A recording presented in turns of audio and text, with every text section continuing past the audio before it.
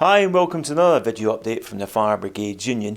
We're here in the Union's head office in London, joined by Regional Secretary for Scotland, Denise Christie, to discuss some developments in the ongoing consultation over a pay and conditions offer that's happened in Scotland. Now Denise, these developments revolve around a letter that was sent by Ash Denham, who's the Minister for Community Safety in Scotland. And this letter then led for the Chief Fire Officer in a communication to all staff the day later to say this. The Minister for Community Safety, Ash Denham, has written to me today expressing her disappointment that a pay deal has not yet been agreed. I think we can all join with that disappointment. And has outlined that additional funding cannot be guaranteed if the pay offer is rejected. Now Denise, that's a powerful statement. What would you say to that? I think the Chief Officer's been selective with the paragraphs he's referencing to. The actual paragraph before that discusses if there is a rejection of the pay offer. I understand that it's for the SFRS and the FBU, through the mechanisms of the National Joint Council for Local Authorities and Fire Services, to decide if or how pay negotiations continue. And the Minister further goes on to say, I will always make the case for fire and rescue funding.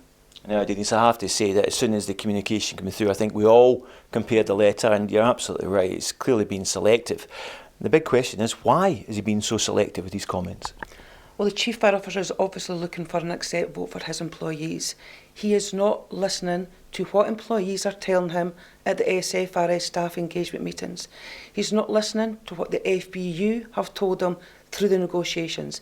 This deal in its current form is not acceptable.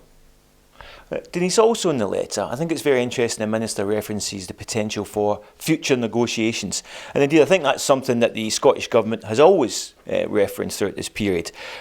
Categorically today, are you saying that the Fire Brigades Union is committed to future negotiations should this deal be rejected by members?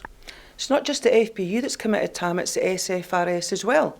They've clearly stated in their FAQs to their staff, a question was asked, what if firefighters reject the proposal?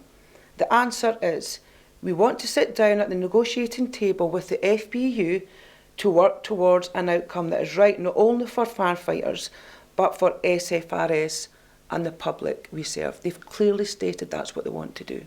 Now Denise, members up in Scotland, the firefighters and emergency fire control staff watching this, their heads must be spinning with all this going on. What's your message to the members up there? Our members are getting mixed messages, but they're not getting mixed messages from the FBU. We're here to fight for a solution and a negotiated deal that actually works for firefighters. It's the SFRS that's sending out the mixed messages. OK, Denise, and just finally, what is your message to those managers in SFRS that are pushing this deal? Look, we would ask them to deal with the facts and not spin. We've continually told the service we're willing to continue negotiations. The Scottish Government have said in their communications they want a negotiated settlement, and the SFRS in their FAQs to their staff have discussed a negotiated settlement and coming back round with the table to the FBU. So come back round the table, start talking to us to get a negotiated settlement, not just for firefighters in Scotland, but also for the people of Scotland as well. Denise, thanks very much. Well, a very powerful message there from Denise Christie, the Scottish Regional Secretary for the FBU. And look, for more updates on this issue, you can go to our website, and that's www.fbu.org.uk. Or for more quicker updates, you can go to our Twitter account, and that's simply @FBU National. Till next time, thanks for joining us, and thanks so much, Denise.